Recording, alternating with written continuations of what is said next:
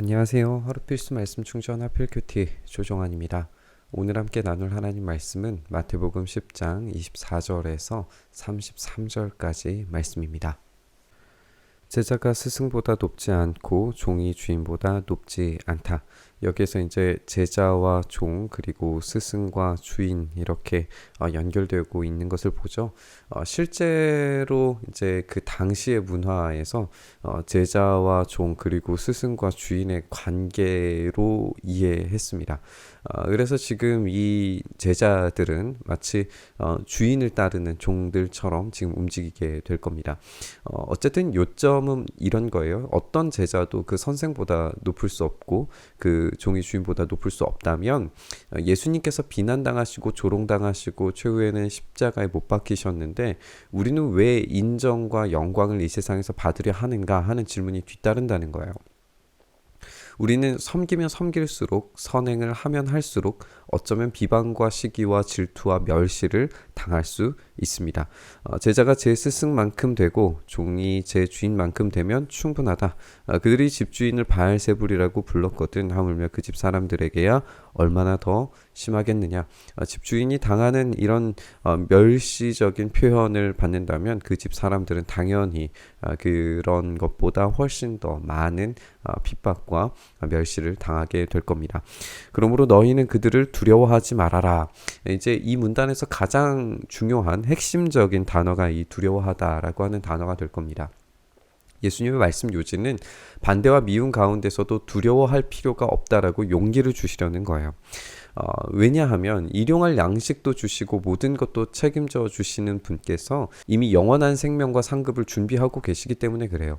영원을 바라보지 못하면 두려워하게 되겠지만 전적으로 하나님을 바라보면 용기를 얻을 수 있습니다. 덮어둔 것이라고 해도 벗겨지지 않을 것이 없고 숨긴 것이라고 해도 알려질 것이 없다. 여기서 덮어둔 것, 숨긴 것 이것은 이제 비밀로 이제 생각을 할 수 있고 비밀이 열려지는 그런 과정을 우리가 생각을 할 수 있어요. 복음은 이런 비밀입니다. 전에는 숨겨졌지만 이제는 드러난 것이죠. 아직 여기에서 이 비밀이 온전하게 드러났느냐? 그러니까 예수님의 십자가 비밀, 그 구원의 완성이 완벽하게 드러났느냐라고 질문해 보면 아직은 아니라고 답변을 해야겠죠. 하지만 우리가 그럼에도 불구하고 예수님께서 이 비밀을 드러내고 계시는 하나님 나라가 지금 드러나고 계시는 중이다라고 생각했을 때에 이것은 여전히 비밀이 밝혀지는 그런 과정들이라는 것을 알 수가 있어요. 우리가 말씀들이 어떻게 성취되어져 가고 있는가를 발견하고 있는 것처럼 이 비밀도 점점 이제 벗겨지고 있는 것을 우리가 알 수 있습니다.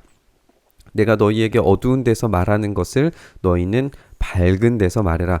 너희가 귓속말로 듣는 것을 지붕 위에서 외쳐라. 여기 밝은 데에서 지붕에서 외쳐라 라고 하는 말은 공적인 영역에서 외쳐라 라고 하는 그런 말입니다. 지금 로마의 통치가 있고 또 불법적인 왕권을 가지고 있는 이 헤롯 가문이 다스리고 있는 이 상황에서 하나님 나라가 임했다라고 하는 공적인 선언을, 그런 충격적인 선언을 예수님께서 요구하고 계십니다. 지금 우리에게는 이 공적인 영역에서의 복음이 어떻게 선언되어야 할까를 우리가 좀 질문하면서 이 말씀을 묵상해 봤으면 좋겠어요. 예수님의 말씀은 아주 분명합니다. 이 비밀이 완성되었고 드러났고 이 공적인 영역에서 복음을 전해야 된다라고 그렇게 말씀하고 계세요.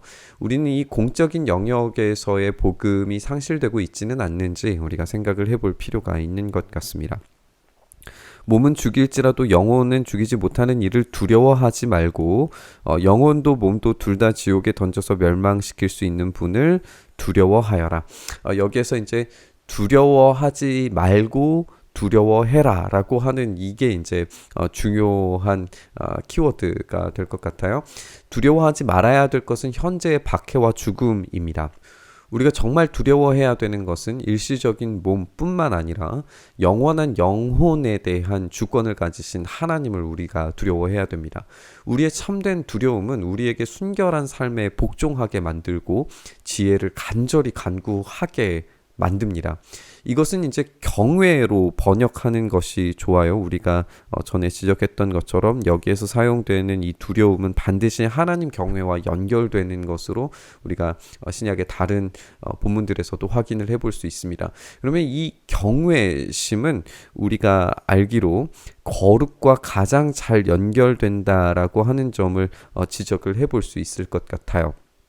그러니까 이 경외심이 거룩을 향한 열망으로 나아가게 만들고, 이 거룩은 우리에게 순결한 삶을 요구하게 되고, 그리고 참된 지혜를 간구하게 만듭니다.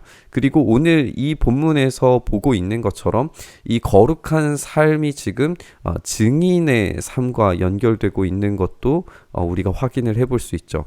이렇게 참된 두려움이 가지고 오는 거룩한 삶이 증인의 아주 기본적인 소양이라고 하는 것을 우리가 알 수가 있어요. 그런데 이런 당연한 두려움, 그리고 우리가 마땅히 가져야 될 증인의 어떤 기초적인 상태는 우리와 하나님의 관계를 어떤 전적인 영원한 타자의 관계로 만들지 않습니다. 참새 두 마리가 한 양에 팔리지 않느냐? 그러나 그 가운데에서 하나라도 너희 아버지께서 허락하시지 않으시면 땅에 떨어지지 않을 것이다 라고 이렇게 예수님께서 말씀하세요. 여기에서 이제 중요한 핵심이 이제 이 아버지라고 하는 표현입니다. 우리가 아까 나눈 것처럼 하나님 아버지는 전적으로 멀리 계시고 우리와 전혀 다른 분이셔서 우리가 영원히 닿을 수 없는 존재셔서 우리가 경외할 수밖에 없고 두려워할 수밖에 없는 그런 존재로만 남아 계시는 것이 아니라 우리와 친밀히 교제하길 원하시는 아버지로 예수님께서 지금 소개하고 계신다는 거예요. 그 아버지께서 온 우주를 다스리고 계십니다. 심지어는 이 참새 두 마리처럼 보잘것없는 참새마저 이제 다스리고 계시고, 그리고 머리카락까지도 다 세워놓고 계신다라고 말하실 정도로 우리와 친밀하신 분이시라면 우리의 참된 두려움인 이 경외는 심판 때의 멸망을 바라보지 않고 그분과의 친밀한 교제와 참된 기쁨과 소망을 바라보게 만들어줍니다. 그러니까 이런 거룩과 증인으로서의 삶을 살아갈 때에 우리에게 이것이 무게와 어떤 고통으로 다가오는 것이 아니라 참된 소망과 기쁨으로 우리에게 다가오게 된다는 거죠. 그래서 이 십자가를 지고 간다는 것은 우리에게 무거운 짐이 아니라 가벼운 짐이 될 수 있는 겁니다. 그러니 두려워하지 말아라. 너희는 많은 참새보다 더 귀하다. 이 두려워하지 말고 두려워하라. 두려워하지 말고 두려워해라. 이게 이제 사실 레위기에서 가장 중요한 핵심적인 키워드가 될 수 있습니다. 이 레위기에서 거룩을 다룰 때 하나님을 두려워하되 두려워하지 않고 담대히 나아가는 것에 대해서 아주 중요하게 다루고 있어요. 그러니까 지금 예수님께서 이 동일한 개념을 제자들에게 선교의 과정에서 지금 말씀하고 계시고, 이것이 이제 두려워하지 말고 두려워하라라고 하는 이 개념과 지금 연결하고 있다면 지금 제자들이 선교를 떠나는 것, 이것이 바로 참된 거룩을 이루는 삶이 될 수 있고, 이 참된 거룩은 우리의 사명과 연결되는 것이고 삶의 태도를 새롭게 만든다는 것을 우리가 알 수 있어요. 이 두려워하지 않고 두려워하며 우리 아버지 되신 하나님께 나아갈 때 우리의 거룩한 산 십자가가 높이 세워진 그곳에서 우리는 참된 에덴을 발견하면서 새로워진 정체성을 발견하게 될 겁니다.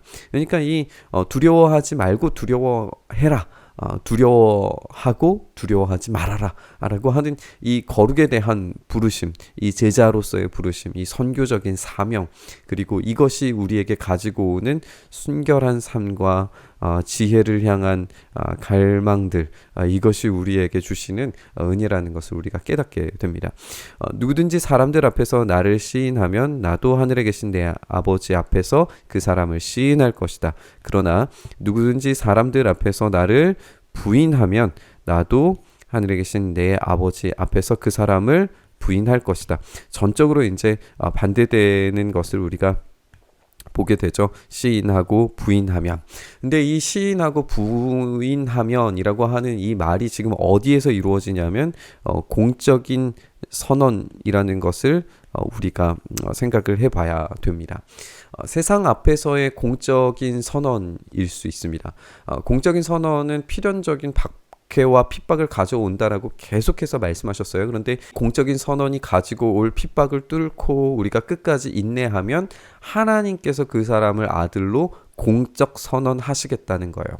이 공적 선언은 마지막 심판 때에 이루어질 것을 예상하게 만들죠. 이것은 이제 현재의 시제가 아니라 이제 미래에 이루어질 일로 우리가 예상을 해보게 되는데, 이 마지막 심판 때에 이루어질 것을 우리가 생각을 해본다면 하나님의 자녀로 공적 선언하실 때에는 우리가 은혜 받은 죄인으로서 영원한 나라에 들어가게 되겠지만, 내가 너를 도무지 알지 못한다, 불법을 행하는 자들아 내게서 떠나라 라고 공적 선언하실 때에는 영원한 심판에 들어가게 된다는 것을 우리는 명심해야 됩니다. 그렇기 때문에 우리가 여기에서 다시 한번 이 두려움이 가지고 오는 은혜가 무엇인지 우리가 생각을 해봐야 됩니다. 우리는 무엇을 두려워해야 되겠습니까? 이 세상을 두려워해야겠습니까? 아니면 이 심판 때에 우리를 공적 선언하실 하나님을 두려워해야 되겠습니까? 우리의 거룩을 향한 삶을 좀 되돌아봤으면 좋겠어요. 우리는 거룩을 어떤 영적인 영역에 제한하고 있지 않는지 질문해 봅니다.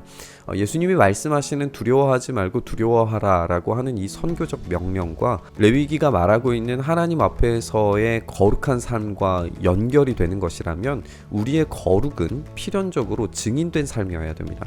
따라서 증인이 갖추어야 되는 이 지혜와 순결한 삶이야말로 거룩이고, 그것이 하나님을 두려워하면서 세상을 두려워하지 않는 삶을 살 수 있는 방법이 될 겁니다.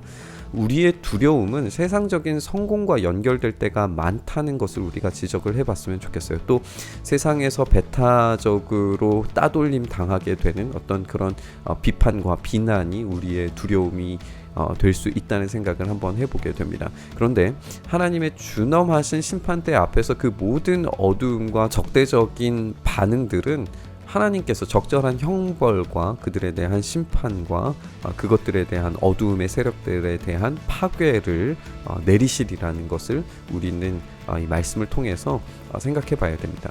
그렇기 때문에 우리의 두려움은 세상적인 것에 느껴야 할 것이 아니라 영원하시고 친밀하게 우리를 알고 계시는 분께 느껴야 됩니다. 이 건강한 두려움, 이 거룩에 대한 갈망이 우리 안에서 살아났으면 좋겠습니다. 이때에 우리는 다시금 제대로 된 사명을 감당할 수 있게 될 것이고, 증인으로서의 자격을 새롭게 갖출 수 있게 될 겁니다. 세상에 두려워하지 않고 하나님을 두려워하면서 친밀하게 우리를 만나주시는 하나님 아버지께 또 두려움 없이 나아가 우리의 증인된 삶이 가지고 오는 거룩을 온전히 누리는 우리의 삶이 되기를 바라면서 묵상의 자리로 함께 나아가시죠. 주님, 우리가 주님을 참되게 두려워하며 또 두려움 없이 은혜의 보좌 앞으로 담대하게 나아갈 수 있는 믿음을 우리에게 허락하셔서 우리의 순결함과 우리의 지혜로움으로 우리의 사명을 감당할 때에 우리를 거룩해 하시며 우리를 만나주시며 우리 안에서 일하시며 우리 안에서 열매 맺게 하시는 주님의 놀라운 통치를 우리가 경험할 수 있게 하여 주시옵소서. 그런 참된 제자의 삶, 그런 참된 주님의 백성으로서의 삶, 그 주님께서 인정하시는 우리 아버지로서의 하나님을 우리가 경험할 수 있도록 주여, 우리의 삶이 그렇게 주님과 친밀한 교제 가운데서 하나님 나라를 깊이 경험할 수 있도록 오늘 우리에게 오셔서 우리를 다스려 주시고 우리의 두려움이 사라지게 하시며 우리가 참되게 주님을 두려워하게 하시며 그 안에서 온전한 기쁨과 충만한 은혜를 누릴 수 있도록 은혜 더하여 주시옵소서. 그렇게 우리와 함께 하시길 간절히 소망하며 우리 주님 예수님 이름으로 기도드리옵나이다. 아멘.